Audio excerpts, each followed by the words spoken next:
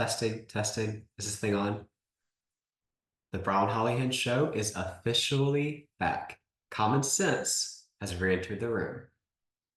It wasn't until July of 2017, I just turned 11, and I said, if the adults are going to do something, I'm going to have to step up and do something. So I decided to found the Truth Gazette in an effort to fight the fake news media.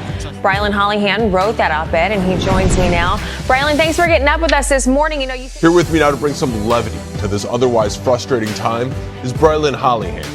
As a teenager from the Truth Gazette, and he's gotten some pretty big names. One of those upstanding young men and women who are taking matters into their own hands in the media world, 15-year-old Brilyn Hollyhand. Brilyn Hollyhand is the co-chair of the RNC's inaugural Youth Advisory Council. Brilyn, that is probably the nicest introduction I ever got. I've got to tell you, I'm impressed. I wish that other reporters around the country were as smart and talented and knowledgeable about the issues as you are. Oh, thank you for having me, Brilyn, and thanks for your almost 5-year incredible success with the Truth Gazette. Good for you. How bad the country is. So I think the American people have realized that when they elected a clown to office, this is the circus that was to follow. To wake up, we have to start involving my generation and focusing on winning over the youth vote if we want a shot at winning in 2024.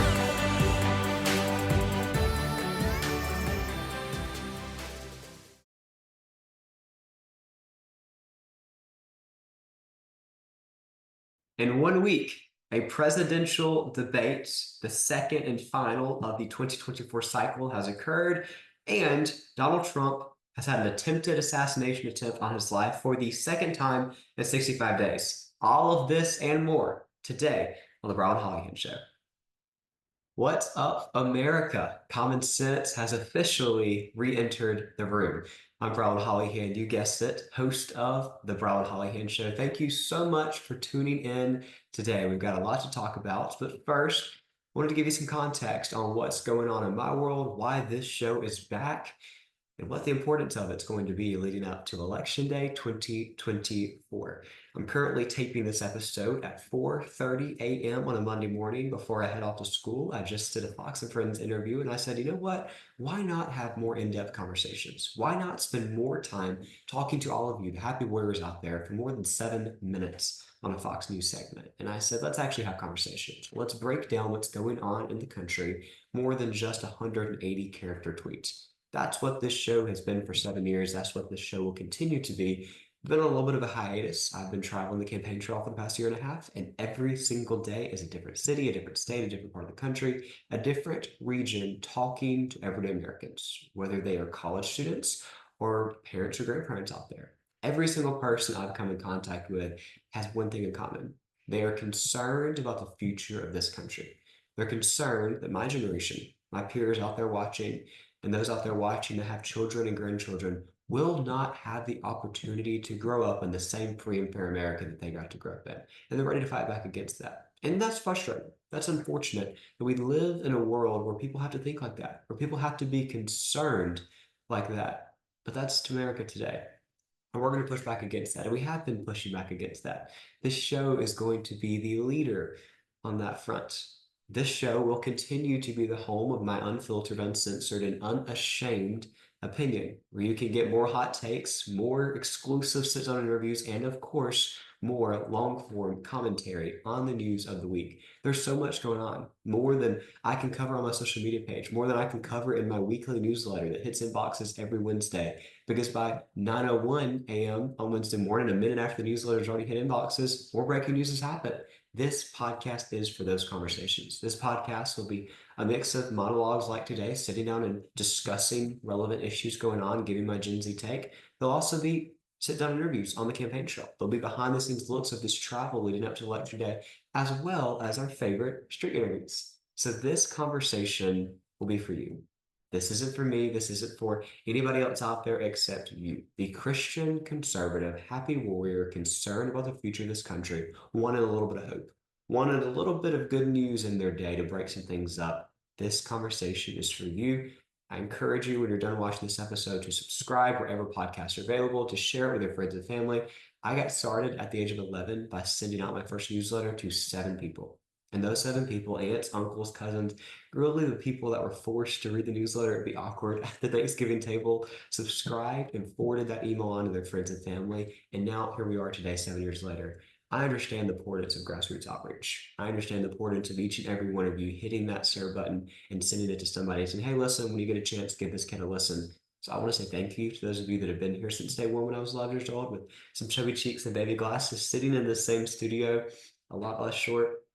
But I also want to say that those of you that have come on this journey over the past 7 years, thank you. Thank you for taking a chance on me. Thank you for understanding that we're all in this fight together. Regardless of if we agree on every single issue under the sun, we're willing to have a conversation. And a very special thank you to my peers out there who are taking the time out of, trust me, I understand a busy schedule. I have a math test in 2.5 hours, but taking the time to actually fight for this nation. Again, whether or not you're a Christian conservative, whether or not you're somebody who will be voting for the same guy I'll be voting for this November 5th, you're at least willing to have a conversation. You're willing to what I call make America talk again, which is something that's going to heal the nation. And I think it's something that Gen Z can lead the charge on. Listen, for 7.5 years, I've been the one willing to go where other people won't go, to have conversations that other people will not have. I'm not afraid to call out our own party when they go astray from conservative values. That's what this program will continue to be. It's what it's been for 7.5 years. And starting today, we are back. So thank you so much. Thanks for tuning in. Today's conversation is going to be quite an interesting one.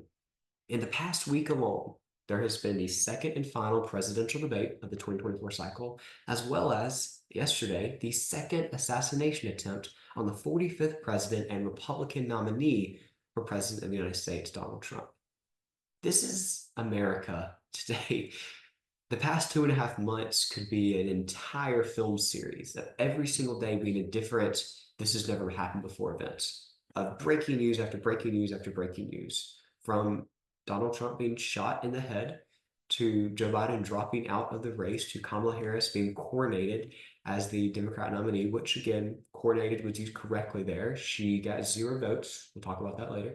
To the Democrat convention, to the Republican convention, to where we sit today, 2 VP nominees being appointed to the respective parties. And then the presidential debate last week, we thought maybe we'd have a weekend off, but no, a deranged lunatic who is a burning bro, coming to find out from his social media, a big supporter and funder of Ukraine, has been interviewed by the New York Times before, was such a big supporter, decided to take an assault rifle up against the fence line of Donald Trump's golf course and attempt to get some shots off at him. Fortunately, he was stopped, shot at by the Secret Service, and fortunately they were able to get him, to apprehend him, to prevent something catastrophic from happening. Yesterday in that briefing, we heard that they were about 500 yards away, 500 yards away from waking up in a different America today. That right there is how close twice Donald Trump has come to losing his life.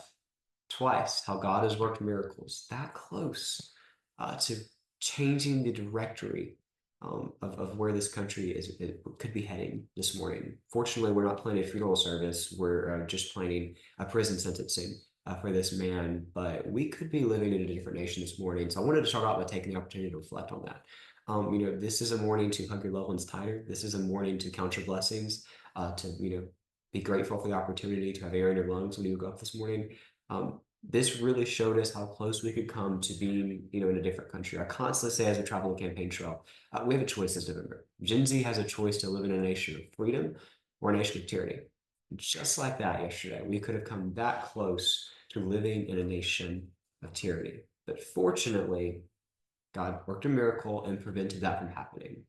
We'll talk about more of the assassination later, but first I wanted to start with what happened earlier in the week. So the second presidential debate, hosted by ABC News, and we will talk in depth about ABC shortly, occurred Tuesday night, and I was in New York City for it. I flew up to do some post-debate reaction on Fox News, Newsmax, SiriusXM, a few other programs immediately following the debate that next morning, but I watched it from my hotel room. And I got to tell you, I was frustrated. I will start off by saying that I do not think by any means that it was Donald Trump's best debate performance. I'm supporting the guy. I'm chairing his Youth Advisory Council. I'll be voting for the guy for the first time this November. But like I said at the beginning of the program, I call balls and strikes. And I'm not going to sit here today and tell you that he was the, best best performer of all of the 7 presidential debates he's been a part of.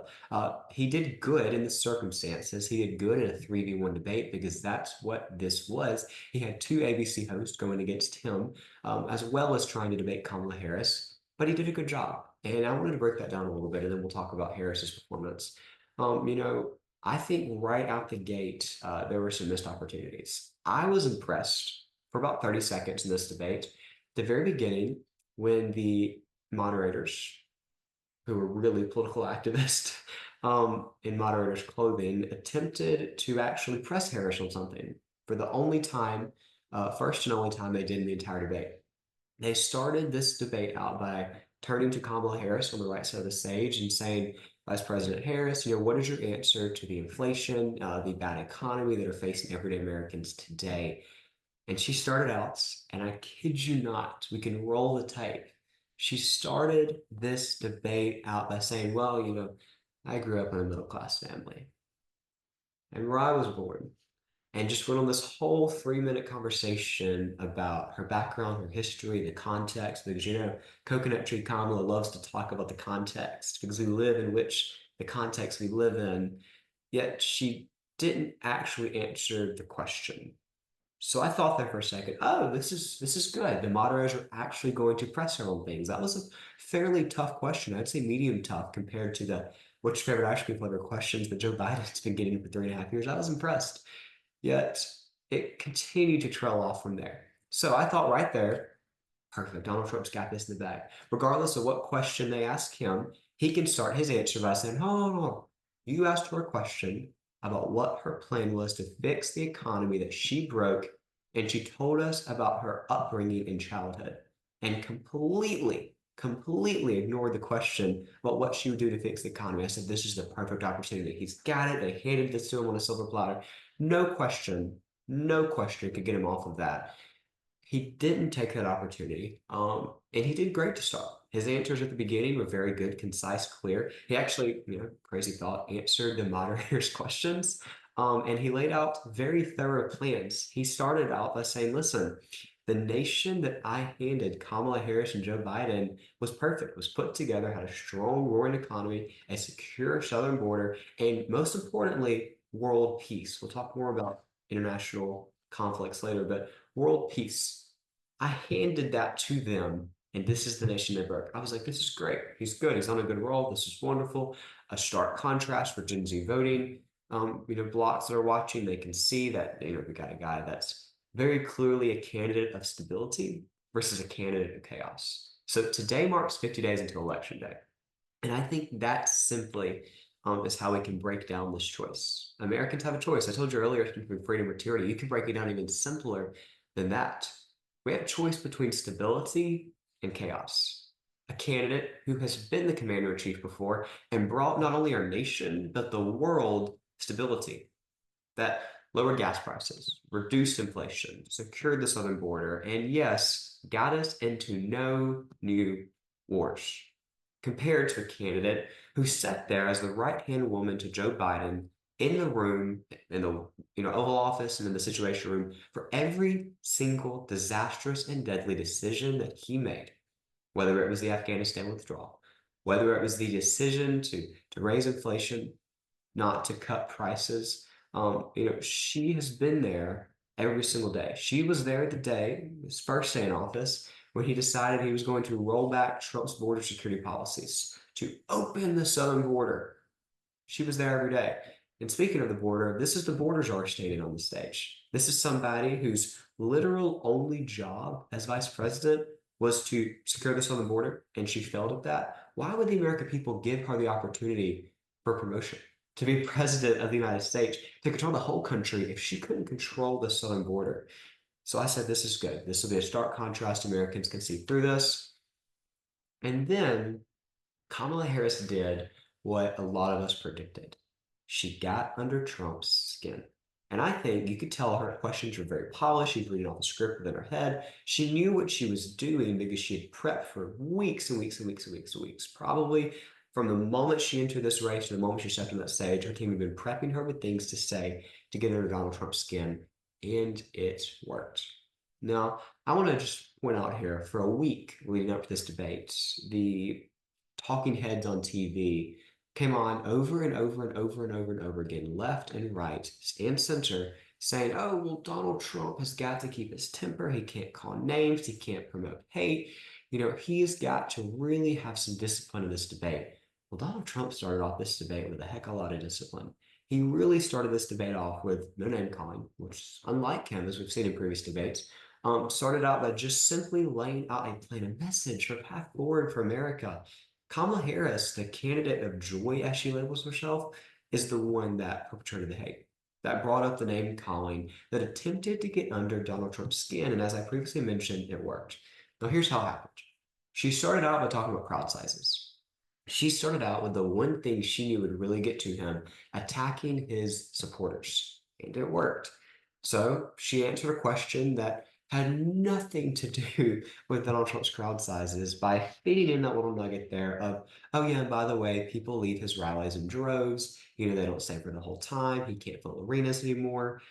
Knowing that would get under his skin, and it did, and he could see him kind of react, kind of, his face scrunch up. And in that answer, responding to that, he did react. And you could see him kind of get a little flustered, kind of get to a moment of, she's coming at me personally, but attacking my supporters. So that got him flustered. While she had him on his heels, she said, I'm going to go in for the striking blow. I'm going to continue to attack him personally, not lay off, because why would she do that? She's Kamala Harris. She decided that she would then, in the next answer, again, not answering the topic or question or anything relevant to where the moderators were at this point, by saying, oh yeah, and by the way, former employees of his that are disgruntled that he fired because they were doing a bad job serving the country, oh yeah, they don't support him this time. So he hires bad people. He had bad people in his first administration. And at this point, you can tell he's flustered, but he came back with a good quip. And he said, oh, well, at least I fired people when they did a bad job. Have you fired anybody? Have you fired your economic advisors? Have you fired the people that told you that the Afghanistan withdrawal was a good idea and it was a good idea, to let those 13 service members be killed? At least I fired people. And I was like, okay, this is good. This is good. He's listening. He's laying on a plan. He's not getting too flustered. And then she continued to attack the guy. She continued then to bring up his felonies by saying she's a prosecutor. She knows criminals like him. And which, again, continued to get under Donald Trump's skin. So at this point in the debate is when we see him get a little flustered, lash out a little bit, not necessarily lose his temper at all. He wasn't screaming, but we saw the guy get flustered. And I think that affected the rest of the debate performance. Now, he came back really, really, really strong when he got to his closing statement. When he said, and very, very bluntly, very simply, very concise for Gen Z to understand, why hasn't she done it? Now, they did a coin toss before the debate where Donald Trump got to pick to go last in the closing statements.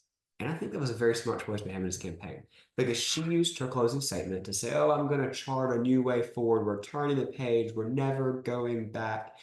And he said, okay, but if you're going to turn a new way forward, why haven't you done it, Madam Vice President? And I think that was a perfect opportunity. There were some more quips that Trump got in. We talked about the 3v1, and I'm going to expand on that a little bit. We saw more than a dozen times Donald Trump be interrupted by the moderators, not because his time clock was up, but because they didn't like the way his answer was going. And they said, oh, we're going to fact check you. Yet repeatedly, not only did Kamala Harris lie on the debate stage, but the actual ABC journalist, in quotes here, for those of you listening on the audio format, I'm doing air quotes in the air because they were political activists on that stage, really campaigning for Kamala Harris. Fact check, Mr. President, that's a lie, that's a lie, that's a lie. And the first one came when he was in a second or third block of the program talking about abortion. And he said that Democrats of the past have supported abortion up until the moment of birth or even after, and that this was an opportunity for them to push back against that and restrict late-term abortion. And they said, oh, Mr. President, that's just not true. Nobody supports abortion up until the moment of birth, and nobody wants to do it after birth. Well, actually, The former governor of Virginia literally spoke those exact same words on the podcast. The video's going viral on Twitter. The moment he did it, I guess it was back in 2018, 2019, and it's going viral again post-debate because they clearly haven't seen the video, because they're clearly not informed of what's really going on in the country. That was a frustrating moment where they fact-checked him and were wrong with their fact check. He was actually right. Video evidence proves it.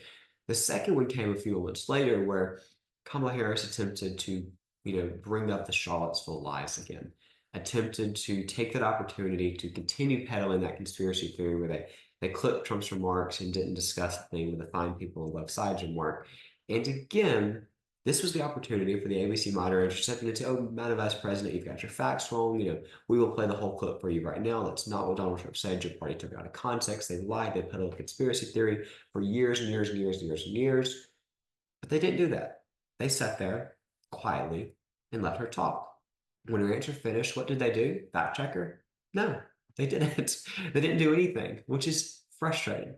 Now, I really think what's frustrating to every American watching this, regardless of if this was one of the best debate performances by either candidate, and it wasn't for either candidate, I think it's frustrating that Americans watching this debate heard more about January 6th being discussed than they did, which again, January 6th, 3 years ago, than they did about the cost of eggs, the rising gas prices that are affecting everyday Americans today.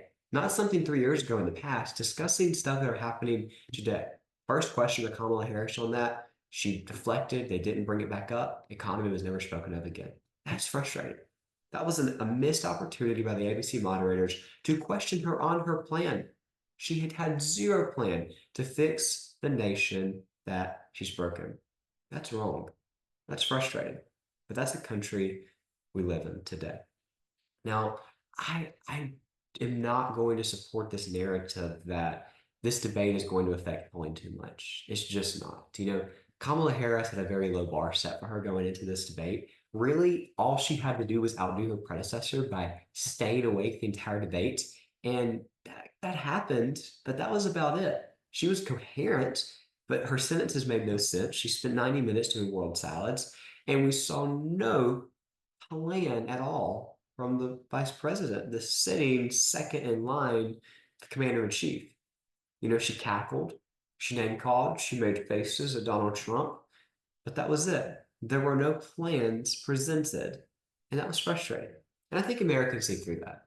I think post-debate, that's why we haven't seen polling shift at all, one way or the other, good for Trump, bad for Trump, good for Kamala, bad for Kamala, simply because, she didn't do well enough to push back against anything. She read some campaign slogans, she read her talking point memo scripts from her consultants, and that was it. And she walked off the stage and moved on. And, shockingly, sarcasm there. And, she got on a plane and flew home. She didn't take questions. She didn't go to the spin room. She didn't get grilled by reporters with follow-up questions like Donald Trump did. He held an impromptu press conference in the spin room, went and did several sit-down interviews, made the opportunity available for the American people to continue to hear his ideas. This is a guy that does almost daily interviews for the past year and a half. Kamala Harris has done two in her 2.5 months of being in the race. She doesn't take the opportunity for anybody to ask her questions. At least Joe Biden occasionally had some unscripted moments where he let the media ask him questions. None of the media do their due diligence. No, like I previously said, I asked him what his favorite ice cream flavor was. But Kamala Harris is hiding more than Biden. We call him Basement Biden, but at least we saw him every day in the basement. We're just not seeing Kamala Harris at all. We're seeing nothing from her. I think that's frustrating. I think Americans see through that, and I think that's something that Gen Z is going to take, into account when they go to the ballot box in November. Now, for this assassination attempt, something else that I think is really going to affect, this race, this cycle, how Gen Z votes in this upcoming election. I think the moment I was driving home from lunch after church when the second attempt happened, and kind of got that email in my inbox from the Trump campaign, a little concerned, like, oh, a Sunday afternoon statement, what is this? And clicked on it, and it said, President Trump is safe after shots were fired in his vicinity. That was it. Immediately got home, got on the phone, and started talking to people in the area, talking to people that were there, friends of mine on the campaign team, making sure everybody's safe and okay, and then trying to kind of piece together what happened, hearing media reports come in, and we find out Donald Trump golfing on the fifth hole and a sniper sitting on the sixth hole waiting to take him out. Luckily, Secret Service, going to the hole ahead of him to clear it and get it ready, saw the barrel of the gun, stick out of the fence that's, beside the roadway, and prevented disaster from striking. But I just want to take a moment, put the rhetoric out, put the talking points out, put the partisanship aside. The fact that we live in a nation today where in the past 65 days, 2 attempts have been made on a candidate for president and former president's life is terrifying. And it's sad. It's sad that we live in that kind of nation. It's sad that this is the nation that my peers and I have grown up in. We're being told that this isn't normal, but this is the only thing we know. The only America we know is one where, opposing parties attempt to raid the home of the leading candidate, attempt to throw the leading candidate in jail, attempt to twice impeach the leading candidate, and now supporters of opposing party twice, one time shot the former president in the head and luckily was saved by mere centimeters, and the second time, fortunately, were prevented from shooting at him, but we're only a few hundred yards away from disaster. So, put aside how you feel about Donald Trump. I know the guy personally. I understand, how he can anger people with his personality. I happen, to be a fan of his personality. I think it's something that's needed in politics. Somebody that's blunt. Do I agree with everything he's ever said? Absolutely not. But what I tell Americans, young and old, as we travel the country on the campaign trail, whether it's a college campus or a town hall at a retirement home, I'm very clear by saying, I'm encouraging you today to put his policies over his personality. It's that simple, Americans. Put his policies over his personality. And I'm encouraging every single one of you out there to share the same message. Whether it's in your neighborhood, whether it's at your lunch table at school for my peers out there, whether it's to your Sunday school group, whether it's to your family dinner and an upcoming reunion, have that conversation. I was just on Fox and Friends, as I told you mere minutes ago, and the host asked me, going off the air, what can we do to prevent this? How do we move away from this? And I think it's very simple. Every night at the convention in Milwaukee, Wisconsin, there was a different theme. One night it was Make America Safe Again. One night it was Make America Strong Again. One night it was Make America Powerful Again. All of those are wonderful, wonderful sayings. They look great on a bumper sticker, and they can be done. But what we need to focus on is making America talk again. That's something that my generation could lead the charge on. 7.5 years ago, when I got first interested in politics, I told you at the age of 11, I came into this field because I thought it was too divided. Too divided in 2016, yet here we are 8 years later, more divided than ever before, and the leading candidate for president of the United States being shot at twice.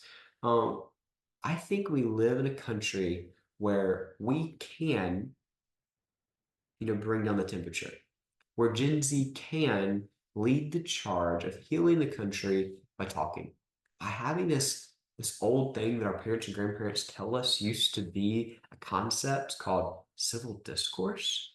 I've never seen it, but I hear it's possible. And I think it's something that can be done. And it comes from Generation Z having conversations. It comes from us putting down the pitchforks and talking and having conversations. And guess what? If we leave that table disagreeing, that's okay. At least we had the conversation. That's better than our parents and grandparents are currently doing. We live in such a divided nation. It's frustrating. It's so frustrating. I will close with this. I was flying home from North Carolina a week and a half ago, and I was a little frustrated. I was at a moment where I'd just gotten some polling in my inbox that was a little upsetting, and was just kind of, going through why are we living in a nation like this? Why is it so divided? Why is this happening? Why is that happening? Just kind of beating up a little bit. And I had my AirPods in. I'm looking out the plane window, and if anybody in the room is a Southern gospel fan, this will speak to you. I'm assuming by now that I'm an old soul. This is really going to date me as an old soul.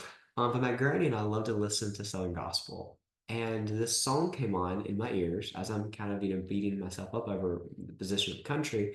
But the Gaither vocal band called Because He Lives.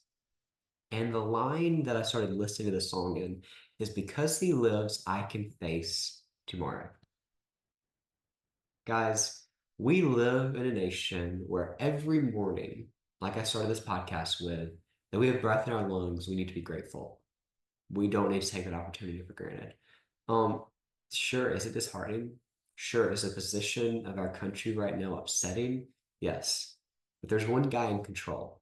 He is. And that man upstairs who died on the cross for all of our sins has a plan. We have to trust that plan. Because he lives, because he rose on the third day after dying for our sins, we can face tomorrow. Regardless of what that tomorrow looks like, regardless of who's in control of the White House, the Senate, or the House, regardless of what attempts continue to be made on the life of the leading candidate for president, we can face tomorrow. I have so much more to say, but I am going to move on now because it is time for me to go off to school and I'm going to be late to my math class. So I'm going to head on, but I do want to say thank you, genuinely. Thank you for the opportunity to sit behind this microphone. Thank you for the support of the past 7.5 years. Thank you for liking, sharing, subscribing this episode, this podcast, The Brilyn Hollyhand Show with your friends, your family. And I have one plug, actually two. We'll give you a special opportunity before I get to the important plug. I wrote a book titled One Generation Away. It's sitting right there on that shelf. Why Now is the Time to Restore American Freedom. It came out July 9th and debuted at number 2 on the Amazon bestsellers list, which truly is a testament to the American dream that an 18-year-old can write and publish a book and then it be a number 2 Amazon bestseller. We'll talk about that at a later date, but I do just want to say thank you for the support on that book. A lot of you have been asking how you can get signed copies, how you can still get a copy of that book. Right now, exclusively at brylynbook.com, that's BRILYN book.com, you can order your signed copy and it will be delivered directly to your door within a week. So please, right now, if you want a copy of that book, if you want to hear more of my thoughts on how we can better America, how we can put together a plan to save the country, go to brylynbook.com, BRILYN book.com. And if you would like more of my hot takes, if you want to stay up to date on everything I'm doing, when I'm on TV, what events I'm going to, where I'm speaking at, you can join my newsletter. Every Wednesday morning, I talked about it earlier, I put out this newsletter titled What's Up America? And at 9 a.m. Central Time on Wednesday mornings, it hits inboxes with 3 stories where I give commentary on 3 stories of this week. I know the first 2 stories, this episode's on a Monday. I've started writing for the Wednesday edition this week. I'll just give you a little inside look. The first story will be about the assassination attempt, how I think it affects the election. The second will be about the debate and how I think that affects the election. Last week, we spent the whole newsletter, because it was the morning after the debate, discussing the debate. Now that we have polling post-debate, I'm going to talk about how I think those trends are going to affect good, bad for Donald Trump. And so we're going to have that conversation as the second story. And the third story, I haven't decided yet. So it'll be a surprise. We'll see what happens there. But the point is, we're not going to flood your inbox. We're not one of those people. You'll get 1 email from us a week every Wednesday morning at 9 a.m. You can read it whenever you want to. We picked 9 a.m. because I felt like it was an opportunity where people had already settled into their school or their job for the day. They had gotten through the first things they needed to do in the morning. They weren't overwhelmed. And then they get this in their inbox. And it's something that I start every week with a Bible verse. I start out with a prayer and finish with a prayer. It's something that I would love to have you join me on this ride. If you want to give it an opportunity, you can go to brylynhollyhand.com. The first thing you see on the landing page will be an opportunity to type your email into the box, click subscribe. It's completely free. I get nothing from this except giving you the opportunity to hear more of my commentary. I would love to have you on the ride. If you don't enjoy it, hit unsubscribe. It's okay. But I would love for all of you to enjoy this with me. We're 50 days out. 50 days from the most important election in American history. Like I said, I've spent 1.5 years on the campaign trail waiting for this 50-day stretch, and I want to spend it with all of you. I want to, take this opportunity to talk about it more in depth. That's why we're doing this podcast, to write about it more in depth. That's why I'm doing the newsletter. And again, up-to-minute things are on my social media. I'm on Facebook, Twitter, Instagram, TikTok. It's all at Brilyn Hollyhand. Looking forward to seeing you there. But for now, I've got to get my backpack and head out the door. So thank you, Happy Warriors. That's all for this week on the Brilyn Hollyhand Show. I'm Brilyn Hollyhand. We will see you next week. Like, subscribe, and share for more common sense on the Brilyn Hollyhand Show.